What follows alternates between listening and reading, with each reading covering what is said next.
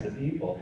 And we were with an image of Our Lady of Guadalupe. There was a Catholic priest. We were praying the rosary, and I kind of got this sense where this long line of people, it's kind of like, feel like you're going out to battle. I mean, it's a spiritual battle. You're not going out there to fist fight, but you're going out there to pray because you know life is in danger. And all of a sudden, we're going through this part of town, and there are all these, pro-choice, pro-abortion protesters, and they were just yelling and screaming at us and screeching. I remember these girls, a couple groups of girls, they had like combat boots on, shaved heads, and they're pushing these baby strollers. And the baby dolls that were in the strollers were all decapitated. And they were just laughing at us and mocking us. Other people were spitting on the priests, they were spitting on us, they were yelling, "Keep your rosaries off our ovaries," and just like howling. We went through this kind of like alternative part of town. There was a music shop, and the music was just blaring. They intentionally put the speakers out, turned it up really loud. And it was just really kind of shocking to me, because here I heard about John Paul II saying, defend life. Christ loves the innocent child in the womb. God treasures motherhood and fatherhood. We're called to this blessing to respect it and to honor it. And here was a mural, and it was on a brick wall about this size, and on the mural, it was a skeleton. And the skeleton had this hideous, like, evil face, like this evil laugh.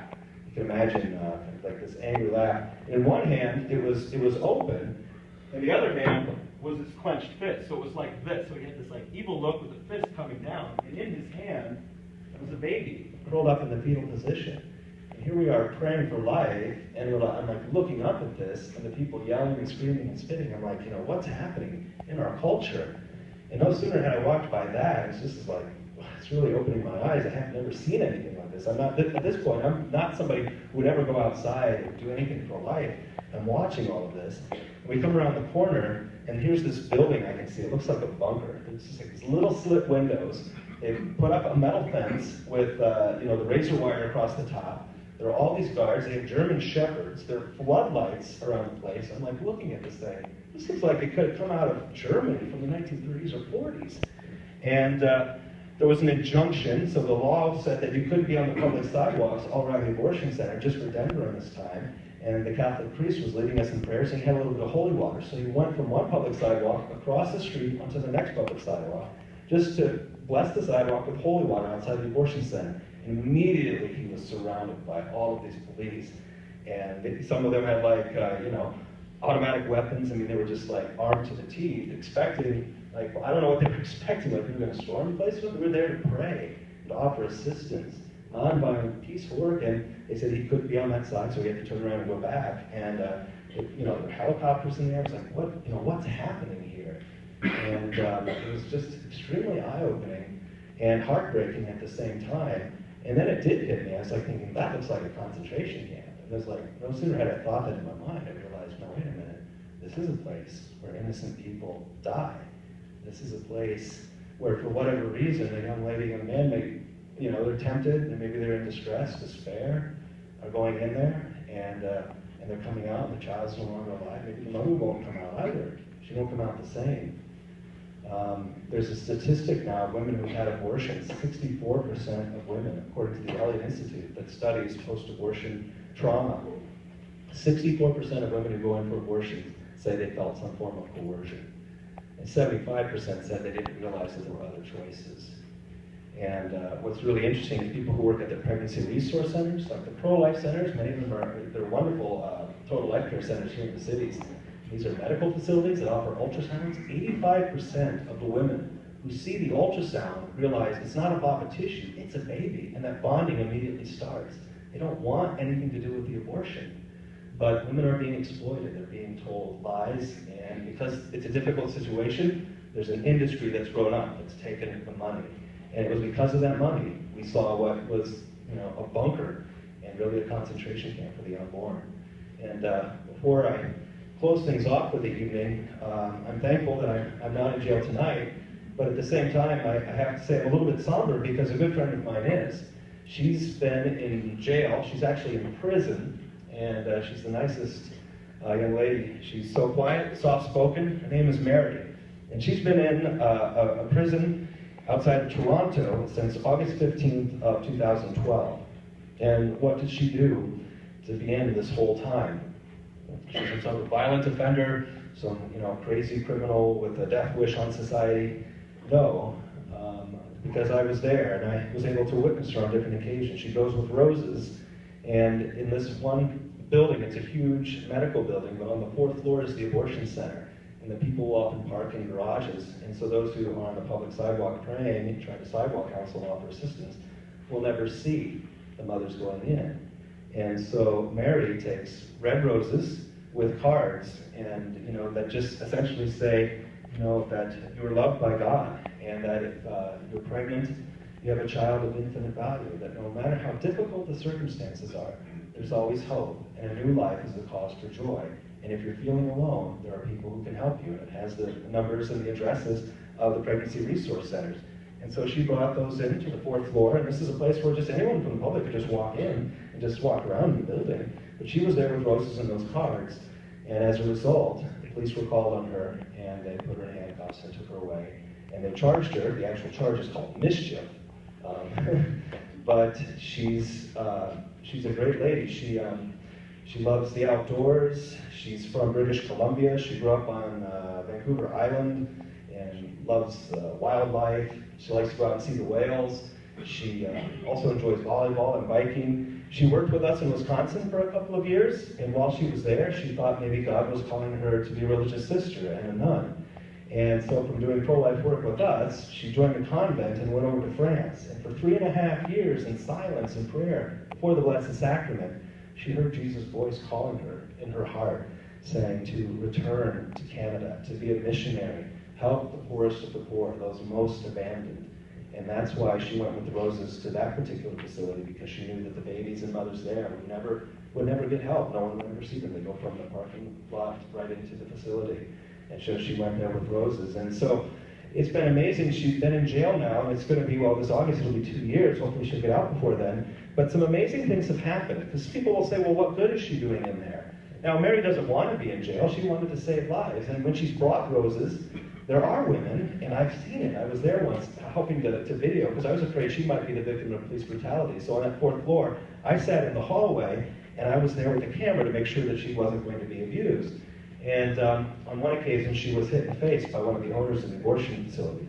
And Mary's just trying to talk to her and peacefully explain, and this woman just hauled off and hit her in the face for no reason. On the day I was there, nothing like that happened. But Mary's in jail now, and I've seen the people who will take the roses and thank her, and they'll choose life at that very moment. They didn't realize people could help them. But when she's been in jail, there have been some really dramatic things happen. One thing that happened is that while she's been in Toronto, it's a very multicultural city. They say Toronto right now has more people representative of different nationalities than any other city in the world. It's the most cosmopolitan international city. People from over 100 countries are living there. There's a large Catholic community from the country of India. And there was a bishop who visited from India, and a friend of Mary's in the pro-life movement is a Catholic father and husband as a family, and he's friends with Mary. And he said, Mary, I want you to meet this bishop. And so she met Bishop Gracious. And the bishop was very impressed, very soft-spoken, polite, very intelligent and charitable. And he said, Miss Mary, is there something special about her? And he said, I'll pray for her. Well, meanwhile, he goes back to India. Mary comes in with the roses, and she gets arrested and taken to jail. And then Pope Francis is the new Holy Father. He's elected as the successor of St. Peter after Pope Benedict. And he says, I want to reform the Curia. So he handpicks 8 bishops from around the world to help him with this work. And who does he choose but Bishop Gracious from India, who knows Mary. And so Bishop Gracious goes to the Vatican, is working with Pope Francis, and he has an opportunity to return to Toronto because some friends are getting married, and he wants to make a pastoral visit and see some of his people from India there. And so he is meeting with Pope Francis, and Pope Francis wanted to know, so, well, what are you doing while you're there? And he said, well, I'm going to be meeting with the Catholics from India, but I also have the opportunity to meet with a friend of mine named Mary. And Mary's very special. She has a mission to help unborn children and their mothers and fathers through peaceful and prayerful means, but she is in prison now, I've heard. So what I want to do is organize a mass at the Women's Detention Center for Mary. And there's never been one in the history of the jail, and this will be the first time. And so the Pope said, that sounds wonderful. Please tell Mary that I'm praying for her, and please ask her to pray for me. And he gave now Cardinal Gracious a gift for Mary. He said, now take that and give that to her. And so that's what happened. They had a mass, Cardinal Gracious and another one of the bishops from Toronto, and a handful of the priests. And there were women who were there who were prisoners. There were prison staff and guards who were there. The priests heard confessions beforehand, and according to people that were there, the Holy Spirit was moving people. There were tears, there were conversions. People really experienced God's love for them. And there was a moment of real, profound conversion. People's hearts were being moved away from those things that are evil towards what is good, and there was peace. And Mary found out that Pope Francis said to say hello. She was very surprised, and she was very happy. And then another day, after all this happened, she was also surprised. Because while Mary's in there, she'll often meet women who are pregnant, who've been arrested. And Canada's very socialist, and they're also very pro-abortion. And so when a woman is taken as a prisoner and is seen as a criminal, and she's pregnant, generally speaking, what the government wants to do is get her into an abortion facility and then bring her back. Because they don't want to deal with a pregnant woman, they don't want to deal with the healthcare costs, just get her through with an abortion. And Mary met one of these pregnant girls named Stephanie, and she was there, and she was, I think, about 10, 12 weeks along, and Mary was talking with her, and this young lady was definitely thinking about abortion. And after Mary had talked with her for a couple of weeks, she left. Mary didn't hear from her again. She just continued to pray. But a few months later, the guard said, Mary, you have a special visitor. And she's like, okay. So she went to visitation, and she goes to, and they have this room, again, where you have to go, and it's like all metal. You have to go through a metal detector, through this little hallway. The guards are right there. And then you go, and there's like 6 little like cubicles, all of them with cement walls. And there's like, the thick glass and a metal table, and you can sit down, and on the other side, you have to pick up the phone, and there's the prisoner. And so Mary goes and sits down and picks up the phone, and she's waiting to see who will come. And around the corner comes Stephanie, and there in her arms, the little baby. And she said, Mary, I just want to tell you that when I met you here at Vanier Women's Detention Center, the thought of having a child was nowhere on my radar. It wasn't on my mind. And now that I have little Alexander, there's nothing else that I can think of except for him and loving him. He's changed my life. He's brought me joy. And I had to come back here. I never wanted to come to this place again, but I had to show you my son, and thank you. And Mary was so surprised and overjoyed that this mother chose life. And more women are choosing life. Right now, support in our country for the Roe versus Wade decision is at its lowest point since 1973. Now more people polled in the U.S. say that they're pro-life. Huge numbers in the majority, and it's moving in the right direction. But there's still people who are scared, afraid with the pregnancy, and the abortion industry exploits them. So we have to pray for them, and we have to show them that there is help available. I'd like to ask you to pray for Mary. She's challenging the Constitution. And in Canada, it's called the Charter of Rights and Freedoms. And it says that all persons are entitled to protect for their personal integrity, their well-being. And Mary says, well, I am protecting a person. I'm protecting the unborn person. And the law, kind of like in the United States, sometimes it treats the unborn child as a person, sometimes it doesn't. And Mary said that she was there to protect another person, another human being. And what's sad about our own country, the Dred Scott decision and the original U.S. Constitution, it treated human persons from African descent who were slaves, they treated them as 3/5 of a person, not a full person. They said they were human beings and you weren't to be allowed to kill them, but they weren't human persons, so they could be owned, they could be whipped, they could be mistreated. We know that many people were killed and were lynched. Terrible time in our nation's history. But it's happening now in a different way. It's not a type of discrimination based on ethnicity or race, but based on human development and on age. And Mary is standing up and saying that these are real people, regardless of the fact that they're smaller than us and younger than us. So please pray for her. The judge had till the end of February to make a decision as to whether or not she had standing and she could proceed with the constitutional challenge.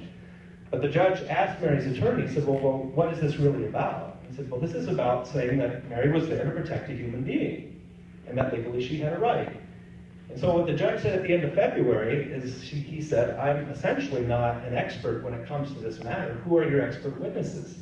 And Mary's attorney said, well, we have 2. We have a woman who's an obstetrician, And she's the director of obstetrics at University College in Toronto.